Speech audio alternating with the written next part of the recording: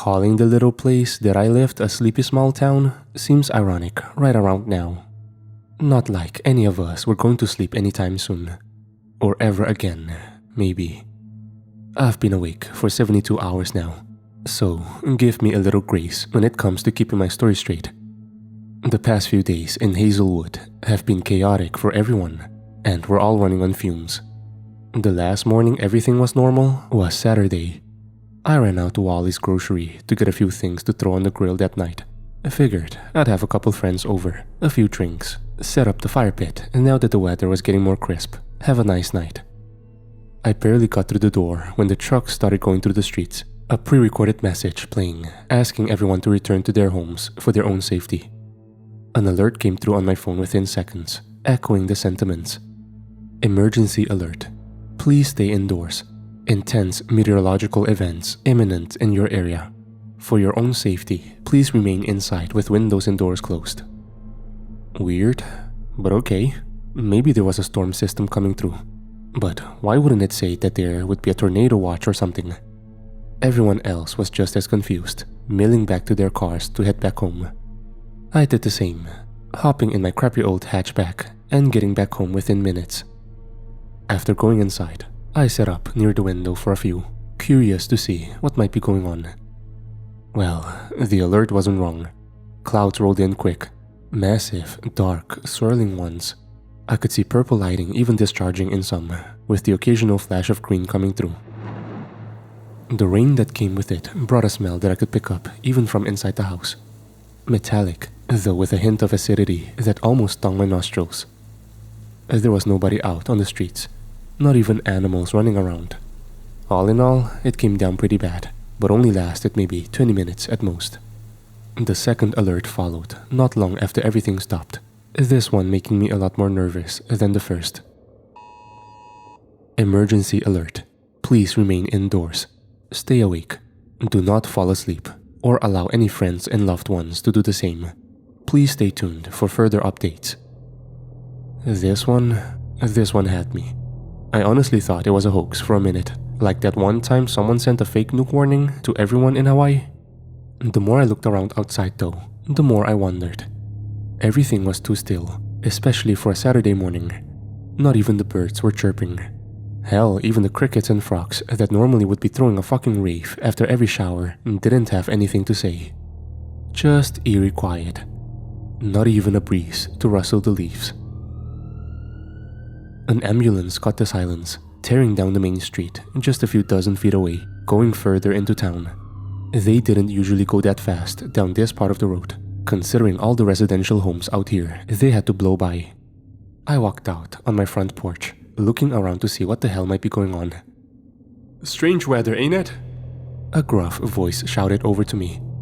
Across the road and to the left, old Mr. Hutch was sitting out on his porch, rocking in that same old chair he spent hours in. Yeah, weird stuff. Those alerts seem real to you? I asked. He looked at me, not understanding, so I held up my phone to him. The emergency alerts that came through, did you get them? Oh, I ain't got one of those damn things. Just a landline. Don't need all that Facebook and Twitter bullshit, he said, starting to go off louder. Something happening in town? Not sure, to be honest. I just got an alert that said to stay inside and don't fall asleep. Might not want to stay on the rocker too long in that case, I said. He only laughed. Son, I've taken Saturday naps at noon since I was a boy. Didn't even miss them when I was riding choppers in Vietnam. The cell phones ain't gonna stop that. He chuckled out. I couldn't help but laugh along with him. Man had his priorities after all. Not like I could argue with him out of taking a nap on his porch. Enjoy it. I'll catch you later. Tell Mrs. Hutch I still want her Swedish meatball recipe when she gets a chance. We both gave parting waves. I stepped back inside, moving into my home office just down the hallway from my front door. Cracking the blinds here, I had a full view of the neighborhood, including Hutch now beginning to nod off on his porch. While I booted up my computer and started getting a little work done, I just figured I would keep an eye on things. I don't know how much time had passed. Maybe minutes? Maybe an hour at most? But I started noticing him kind of jerking around in the seat. The guy was in his late 70s, so I got a little nervous and started to run outside, seeing what if he needed help or was just having a bad dream. barely made it off my porch when his head quite literally ejected from his body. I don't know how else to describe it. Fired right off his shoulders like a damn firework on Independence Day. Soon as it did though, something else just sprouted right from the bloody stump, taking up residence where his head was before. Looked like this centipede thing. Tons of spindly legs coming out of the sides with one huge, hexic eye right in the center. It bent and swayed on the shoulders as it extended from his body, getting used to it before making it stand, walking into his house next. For a minute, I was split on what to do. Either run back into my place and barricade the door, or run in and try to save Mrs. Hutch, assuming she was in there. Not that I had to assume long, as a scream cut the air just seconds later. No time to think. I ran full burst up the porch steps and through the front door, emerging on a terrifying scene. Hutch's body was pressing down on his wife, the massive centipede bursting from his stump neck, striking at her. It had already gotten her a couple of times. Dozens of sharp tendrils extending from the mouth of the thing had nicked at her skin. Apparently, that's all it took. Something secreted in those pincers was winning the battle over Mrs. Hutch, making her quickly lose consciousness and fall to the floor as she fell asleep. The Hutch centipede thing got up, turning attention to me now as it walked forward. Whoa, hey, no, leave me alone, Hutch. I swear to God, I said, scrambling to find anything that could function as a weapon. There was a bag of golf clubs right by the door. Not sure what I was about to get from it, but gripping one of the handles, I pulled it up, emerging with a damn thick driver. Good enough. No hesitation. The thing didn't have a damn hit. It didn't have any rights other than what I was about to get. I swung the club hard, catching the centipede thing right on the tip, making it hiss as it reeled back. Mrs. Hutch began writhing on the floor, screams coming through in guttural barks as something tore at her throat from the inside. Her head didn't fly off nearly as violently as his did, but stretched and tore instead, pain and fear in her eyes the whole time. It didn't even look like she was feeling it. She was just going through a nightmare in her sleep, seeing death play out on an infinite scale in her mind. The centipede that emerged here was smaller than the other and didn't even seem to have control over the body quite yet. Maybe because it appeared too early. Either way, Hutch was still bearing down on me, so I swung again, this time retreating for the door, desperate to get to safety. Backing through the door nearly caused me to trip over the threshold, swinging once more at the terrifying bug as it lashed out at me. This time, it caught my swing, twisting around the club in order to take it away from me as arms raced to grab onto whatever of me it could reach. Stumbling probably saved my life, giving me a slight distance to turn and start running down steps. Back over to my house, clouds were still obscuring the sky above, fresh flashes of lightning beginning to go off above. Something was in the air, different than after any other storm, and the sound of screams began to reach me faintly over the still air. I wasn't the only one contending with what was going on, apparently. The door slammed behind me as I dove through, quickly deadbolting and locking it before drawing my blinds closed. It only took seconds for them to start banging on the door then, massive thuds landing on the solid wood, way more power behind the hits than old Hutch ever had in him in his prime. At this point, I'm not going to fuck around with whatever is happening. There was an old shotgun up in the attic in a case, left to me by Gramps when he died a few years ago. Things should still work, and if I remembered right, there was some ammo on hand in the same case it came with. Don't think I would have ever taken it out of the case otherwise. Thankfully, I could still remember all the shooting lessons he gave me when I was a kid, gun nut as he was, and it all began to come back. It wasn't much, just a pump action, 7 shells left in the ammo box that was in the case. It should be enough. I racked it, making sure there wasn't already a shell in the chamber before beginning to load them in. The banging was still going at the door downstairs, but only one of them remained by the sound of it. It was cold up here in the attic, stale air and insulation the only thing other than old boxes to keep me company. For a few minutes, I checked out, I think, taking in the weight of everything happening today. Hell, I needed a moment just to prepare myself. Centipede hit or not, this was still my neighbor for the last 4 years. He and his wife had invited me into their home plenty of times, fed me some great dinners. And now, well, now it was like some fucked up Resident Evil game I was getting to live through. A skittering from the other side of the attic wall brought me back to the present. The thin wood and insulation was being pressed inward, something tapping along it as it tried to find a way in from the other side. Probably the worst fucking noise I've ever heard too. Like dozens of roaches just skittering across a wooden board. My skin was crawling, hoisting the shotgun to my shoulder and aiming as the taps moved closer to the small vent in the wall leading to outside. I could see the shadow over the slats before legs began poking through them, working to stretch what it could and fit through, desperate to get to me. It kept working at the slats for a moment before one finally gave in, weathered from years. This house was old, so not too much of a surprise. But as soon as it gave, that was the reinforcement the crawler needed, forcing its way further in and extending further through the vent, catching sight of me right as I pulled the trigger. It burst, guts and pieces of the shell flying everywhere, while legs rained down. The remainder of it slumped over, dangling in the window as I made my way back through the attic door, still focusing my gun right on the damn thing. I got downstairs and heard Mrs. Hutch still beating on the door, fist falls getting louder as she seemingly gained more power behind the blows. I hesitated only momentarily, unlocking the bolt and stepping off to the side into the hallway. Behind the door as it opened, gun trained right at where eye level would be, or at least where I hoped it would be when she eventually entered the house. Almost shit my pants when this thing curled around the doorway and stared into my fucking soul before I got it together and pulled the trigger. It burst, spattering guts all over me and making my ears ring at close range. Her body fell forward into the hallway, remains of the centipede skittering on the wood floor as it went through death convulsions. I stepped out, partially to see if anyone else came out on hearing the noise, and partially to see what had happened to Hutch's body. The answer was slumped on the lawn, right by the wall. Centipede extended all the way up and through the attic vent. His body wasn't even able to fall completely, with the centipede holding it up, likely at the limit it could stretch. Legs ran the entire length of it, making me shiver just looking. Grabbing Mrs. Hutch's ankles, I pulled her back out onto the lawn, getting her out of the way so I could close the door and relock it.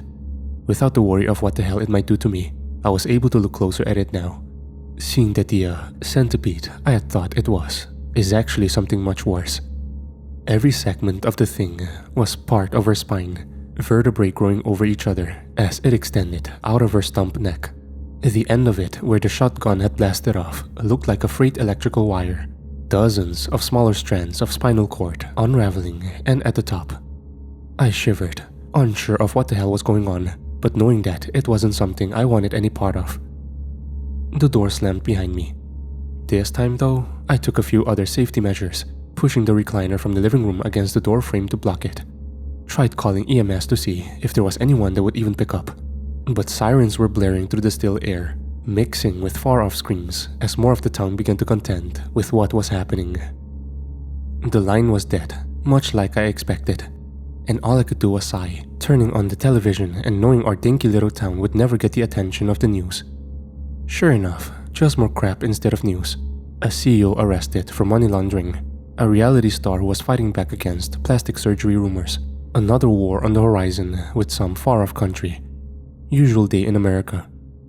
God, I was tired. I remember pacing my house until the sun went down, just hoping that I could hear something about what was happening in the world outside. Meanwhile, the cloud cover was still there, jolts of electricity lighting up the skyline every so often.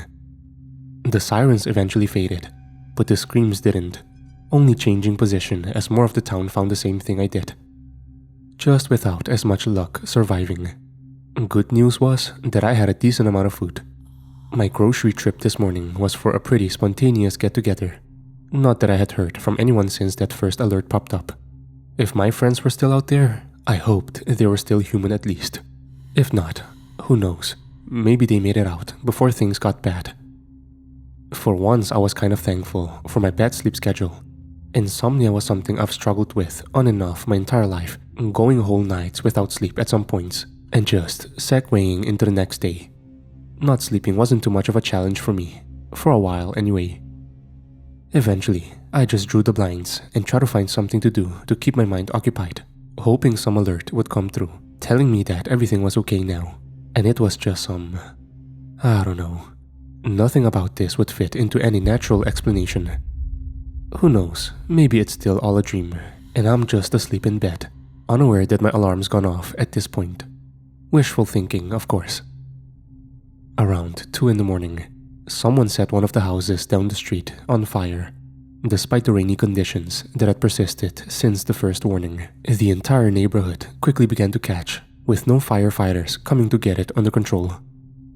I was nearly dozing off in my living room, television on loud to hopefully keep me awake with the noise. Figured, with where it was relative to the street outside, the sound wouldn't reach too terribly far, giving me some safety. I only realized the fire was going when I started to smell the smoke. Looking out the front window revealed it had already jumped pretty far, only about 2 houses away from me. I was going to need to get the hell out of here or face the flames. Took everything I could. Shotgun, a little cooler of food I threw together that could be easily eaten without prep, some medical supplies from the bathroom, loaded it all up in the car and hit the road. It only took me about 5 minutes of driving to reach the edge of town and realize things were far, far more fucked than I had originally believed. Cue my fucking surprise when I'm driving along the highway, going slower than normal, thankfully because I wanted to be vigilant, and I run my car smack into a solid goddamn wall. Can't believe how fortunate I was to get out relatively unscathed, only a nasty bruise on my shoulder. Getting out of the car though, I thought I had hit my head and gone to hell, because things just stopped making sense. The sky above was still sparkling with electricity, blanketed by dark clouds against the night. It obscured the top of whatever wall was blocking my way, though I don't know if it was so much of a wall as a boundary. Not going to lie, I was feeling very Truman Show-esque, or maybe Looney Tunes, considering how much of a weird fever dream this was. The barrier had the road and landscape around town perfectly laid over it. Not painted, I don't think, but kind of like a television. The clouds crackled with lightning in the distance, despite that distance not actually being there. Maybe it was just a really thick window. I honestly couldn't tell with the darkness and my aching body. Whatever the hell it was, there was no way for me to get through. No staircase with a door. No hatch leading through. Not even a painted tunnel. My car in the meantime was, well, not great. The front end was accordioned to hell, folding all over itself. It's a miracle I was still alive. But honestly, the miracle made it feel more like I was trapped in this hell, damned never to escape. Time to find another plan. To say things have played out weird since then is an understatement. Know how when you're in a nightmare, everything that happens is the most illogical shitstorm of a sequence? Like, sometimes you'll just arrive at your next destination. Something will appear out of nowhere. Nothing is off limits, and anything could happen without the slightest hint of justification. That's how reality is moving right now. Genuinely, I don't know how the fuck I got where I am right now. I'm holed up at Wally's, all the way on the other side of the town. My car is nowhere to be found. The shotgun is fucking gone, and I'm sitting in the cheese aisle, pal driving through a deli tray like it's the last meal I'll ever have. It was like I was sleepwalking the entire time from when I noticed the barrier to now. Sitting here, stuffing my face, I nearly fucking choked because of how taken aback I was. Reminded me of smoking some bad shit back in my college days and finishing off a fifth of cheap vodka. Total blackout. My watch said it was around 2 in the afternoon on Monday now. Hours lost. No idea where. Suddenly, someone came around the corner into my aisle, making me stand and get ready to run. Whoa, you alright? A voice asks. Female, probably around my age. Seemed familiar. Perry, you okay over there? When did I get here? I asked, realizing my voice was shaking now. She hurried over, putting a hand on my shoulder. I recognized her now. Sarah, one of the cashier girls that works here during the weekdays. About 5 hours ago.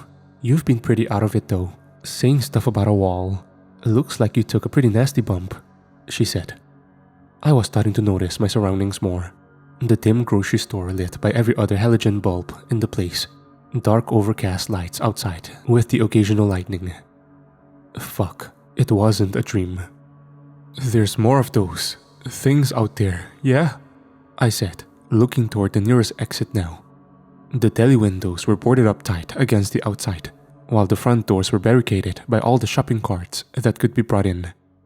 God, I can't remember a damn thing. It's okay, Perry. All good. "Come on over and talk to the others. We're trying to see if we can put anything together," she said, beckoning me back toward the stockroom. There were 4 others in there right now, all gathered in a little fort of pallets and supplies. One of them had set up with a knife, sharpening mop handles to use for defense. 2 guys, 2 girls, with Sarah and I joining to bring it to an even split between the 6 of us. "You're looking rough, man," said one of the guys, the one not sharpening broom handles. I recognized him from somewhere, but the face just didn't quite reconcile with anyone I could think of. "You run into the spines? The centipede things?" "Yeah," I said, nodding. The others all murmured agreement. Apparently, we had all seen it at this point, surviving to get this far. "I'm sorry. I can't remember how I got here. Nothing makes sense." "It's starting to get that way for all of us," one of the girls, a blonde covered in tattoos, said. "I was sitting safe in the truck stop off 90 just a few minutes ago, and now I'm here. Not a fucking clue how." "You've been here for a few hours though," Sarah mentioned, looking at her. The other woman, a smaller brunette with glasses that made her look like the binoculars from Toy Story, nodded in agreement. Sarah looked to the steak guy next. "What about you? Stocking up in case of vampires?" He just kept carving, sharpening one end of a mop handle that was already finished with a wicked point. Even then, he continued, his only words, "I had a baby." That was enough for the rest of us to infer what must have happened.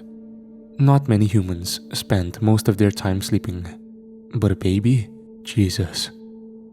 Poor guy. We left him to his steak sharpening after that. "Have any other alerts come through?" I asked, looking around to the others. I feel like there's something I might have missed somewhere, some crucial event, but everything was a blur. Nothing about how I got here made sense, with everyone else sharing similar feelings. At this point, even if we could get out of town, would it be too late for us? "Just the same stuff. Don't fall asleep. Stay awake no matter what. Isolate any who may fall asleep. Bullshit like that," the other man said. I still couldn't place where I knew him from, with big bushy eyebrows that met in the middle and a thick comb-over on top of his head. I was visiting my grandpa at the senior center when things started going crazy. Old people napping everywhere. Heads just started popping off like champagne corks. "Yeah, what the hell is going on with those?" I asked, still trying to gather my bearings. "I thought they were like bugs." "I have a theory that something happens when we enter REM sleep," Binoculars mentioned. "It awakens whatever makes the spine take over." "So that's just their spine?" Tattoo asked now, panic in her eyes. Swear the one I saw still had eyes on the end of it, looking at me the entire time it came after. Then those freaky threats that were coming out of it. Ugh. "Don't let those touch you," I mentioned, recounting the story of the Hutch family. They all shuddered, except for Steak, who was just staring blankly at the sharp point he was making. He stopped carving after a moment, staring at the nasty tip on the javelin he had carved. "Hey man, you okay? Be careful with that." "I'm sorry, Millie," he said, standing up and situating the point of the carved handle on his neck, tilting a little ways inward. It was like watching a car crash in slow motion, knowing that you're about to see something awful, yet too terrified to move in time. He situated both hands on the handle, pushing the point into his neck so hard a little bit of blood began to ooze out, and threw himself forward toward the ground. The other end of the handle didn't have a mop hit on it, just metal and rubber for holding it in place. It hit the ground, catching on a crack in the concrete that stopped it suddenly, holding it upward at an angle. The force of him falling forward made the point immediately puncture right through the underside of his head, managing to poke far enough through to come out the other side of his skull. "God, why? Why did he do that?" Sarah was backing away from the body, screaming now, while I and the other strange man just jumped back and stopped, unsure of how to process what was going on. Binoculars and Tattoo were holding each other, both in tears. "He's dead!" Steak let out a half gurgle, almost a comical noise as if he was reassuring her he was still somehow kicking. His feet staggered forward a couple of steps, quickly beginning to slip in the blood pooling under him. I motioned for everyone to leave the stockroom, heading back into the main store and away from the horror in front of us. Is it bad if I'm jealous of him? Honestly, at the rate this is playing out, taking myself out doesn't seem like the worst option there is. Better than nodding off and having my spine rip out anyway. Exhaustion began setting in harder around then, with my irritability immediately beginning to turn up as my tiredness mounted. Tattoo and binoculars were still crying. A strange face wandered off to do his own thing, though I'm not sure what that involved. Sarah was near catatonic at this point, staring off into blank space behind her register, standing at attention like she was waiting for items to come down the line. The crying began to get on my nerves, sending me elsewhere to try and find something else to keep my mind busy. It started to get darker outside, lightning still popping through the clouds on occasion when I found a small pocket radio on one of the shelves in the back. I swear, as I was walking around back there, Steak was following my every move though. At some point, I'm pretty sure I saw him swivel around on his pole, trying to get a better look at what I was doing. When I checked him though, he had no pulse, eyes glazed over in death.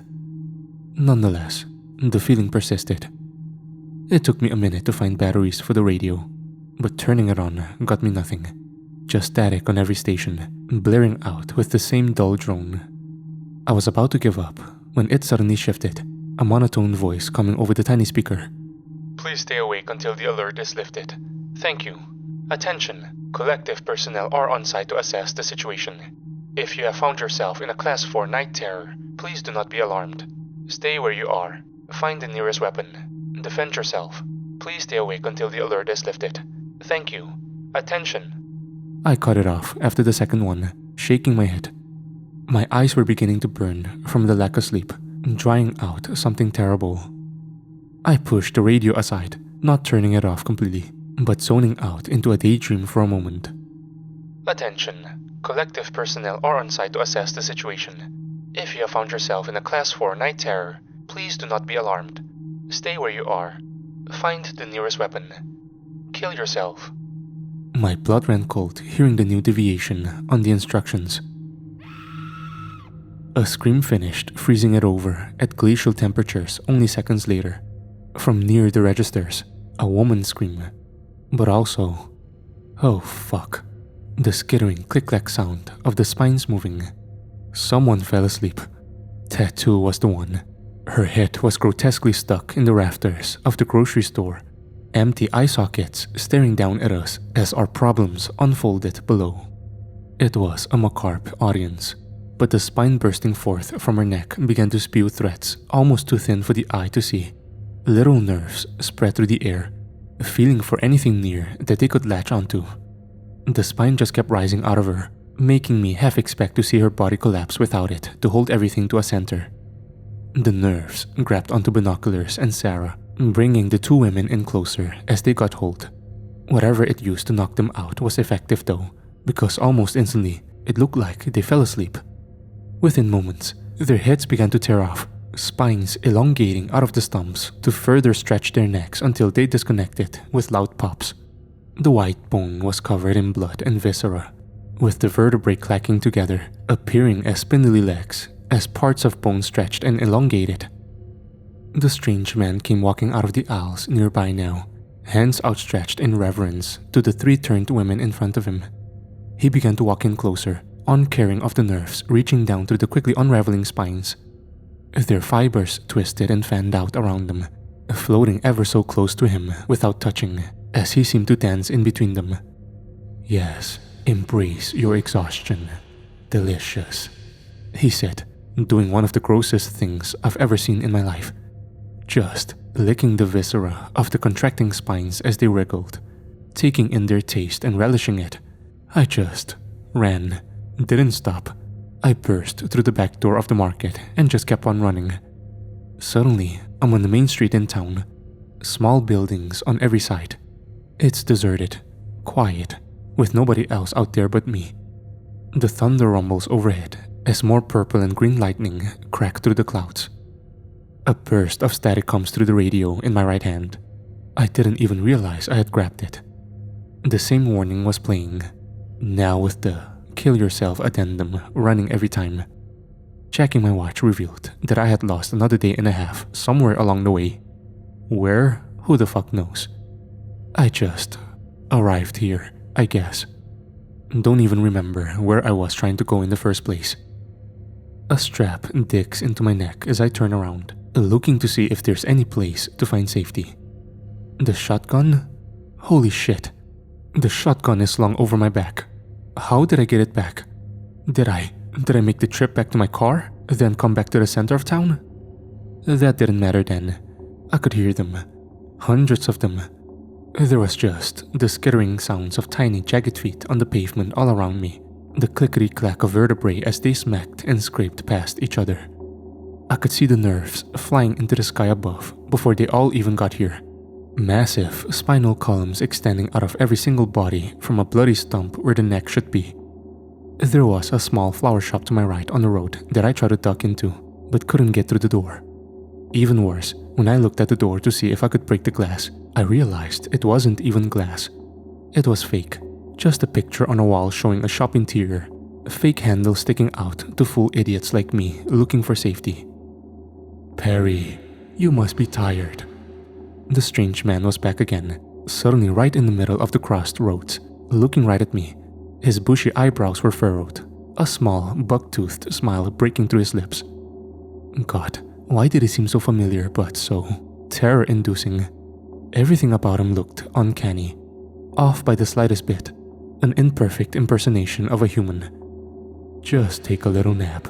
We'll make sure nobody bothers you.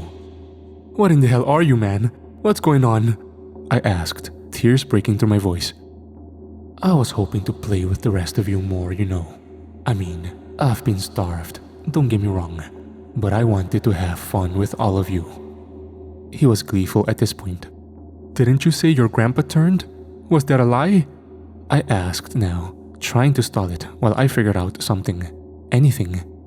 Behind the dozens of spines that were lined up on each street, blocking the way out, I noticed that same solid backdrop. We were stuck here in the scene of a nightmare, no way in or out. This fucker must be the one causing it. Was it a lie? It did happen. Just like all nightmares happen. Every little synapse firing in your brain is a very real situation, just one that only you ever experience. What happened to you in one person's dream might be different than what really happens to you. But that doesn't mean it didn't happen. All the cryptic shit was just making me more frustrated, already irritable from the lack of sleep. The nerves of those damn spines kept inching closer, moving in toward me. There wasn't any fucking way out of here. Attention. Collective personnel are on site to assess the situation. If you have found yourself in a Class 4 night terror, please do not be alarmed. Stay where you are. Find the nearest weapon. Kill yourself. The radio cut through, blaring static and that same message. The strange man rolled his eyes, giving a loud groan. Oh, those assholes. You know, they've kept me locked up for decades now.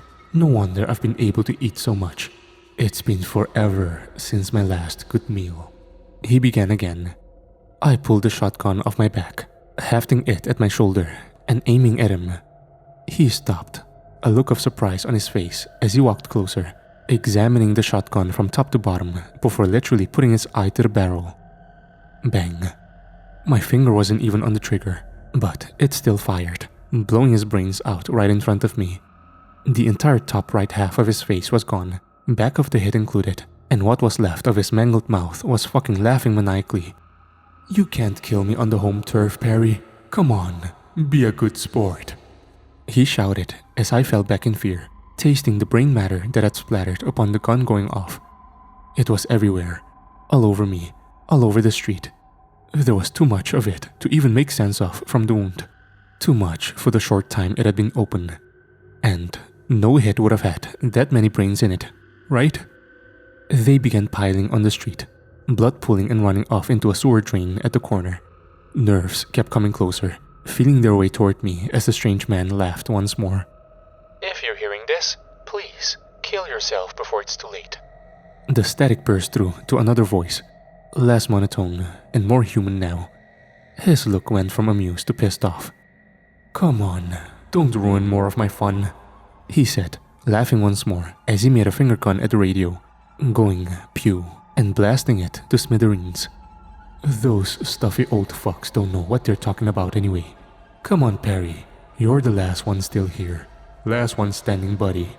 You survived this far. What are you gonna do now?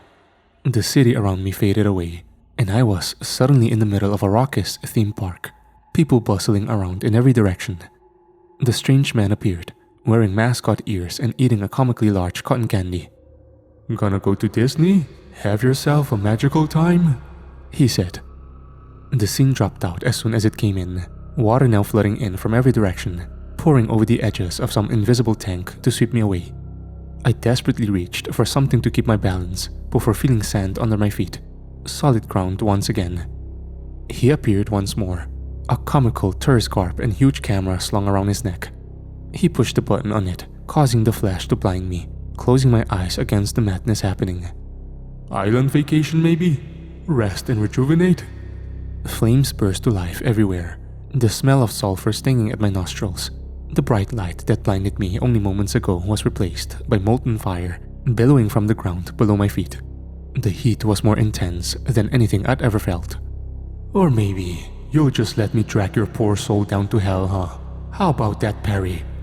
His laughter echoed in every direction around me, making me want to claw my ears out. My sanity was slipping with every passing second, exhaustion tugging at my last shreds.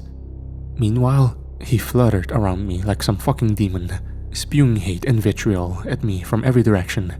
No, stop, I said, flipping over the shotgun and putting the barrel in my mouth. I could hear him realize what I was doing before I even knew it. But it was too late to stop me. I pulled the trigger, feeling the explosion rip at the back of my throat in excruciating detail, blasting apart my brain from the insides. I was still alive. Everything hurt like hell. My entire skull felt hot, and my eardrums were definitely ruptured. But I was still alive. You idiot. I could hear him, faintly through the dull throbbing of blood in my ears. I tried to talk back, but felt my jaw just fall, unsupported by the shredded muscles in my face. Did I fuck up that bad? You aimed too low. Give me that. He went to snatch the shotgun away from me before I could try again. But I was dedicated, determined even. I hoisted myself back, tilting my head and holding the shotgun to the roof of my mouth. It probably looked like I was trying to play a damned shotgun saxophone the way I was moving.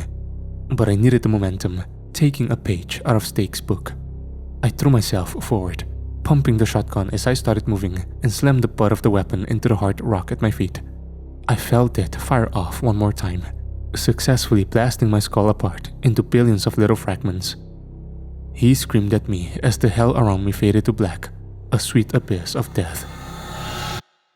I almost choked sitting up, gasping for air and feeling the cold tile under me as I scrambled to stand and run. Someone pushed me back on the floor, shining a light into my eyes and holding them open. Clear! He's clear! They shouted. Give me a stretcher. The last one made it back. They were dressed in a nice suit, hair perfectly styled short. I looked up at the ceiling above me as hot bile burned in my throat, threatening to push its way up and out. Another man in a suit ran by, bringing a small medical kit with him. He began checking on me, taking blood pressure, vitals, anything that he could. Where the fuck am I? I asked, choking back the bile. Wally's grocer in Hazelwood, Georgia. The first agent that had shouted told me. Do you remember what just happened to you, sir? How did I get back here? I asked, still unsure of if I was going by the weird nightmare logic or actually got here in a real way. You've been here for a few days, sir.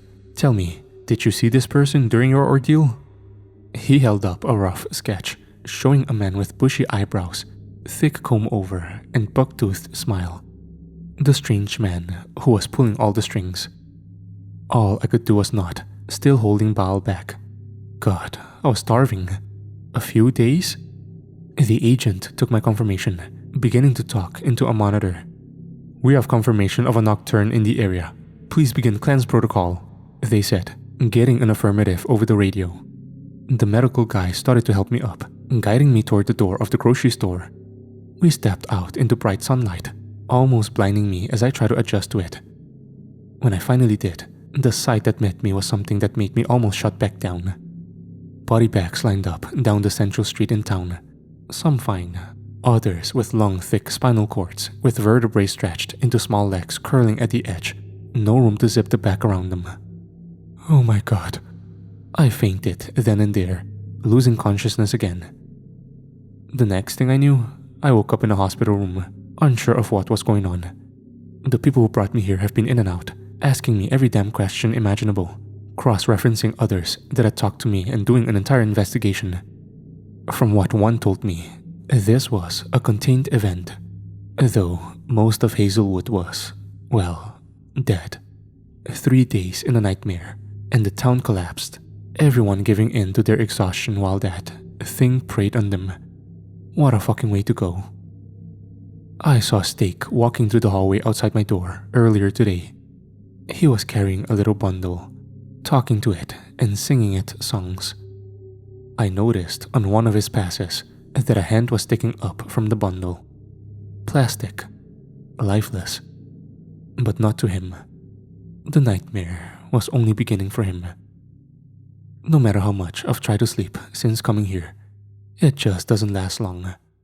The night terrors were rough, the spines haunting me through any dream, no matter how good it starts out. They said they're going to prescribe something for a dreamless sleep tonight. I hope it works.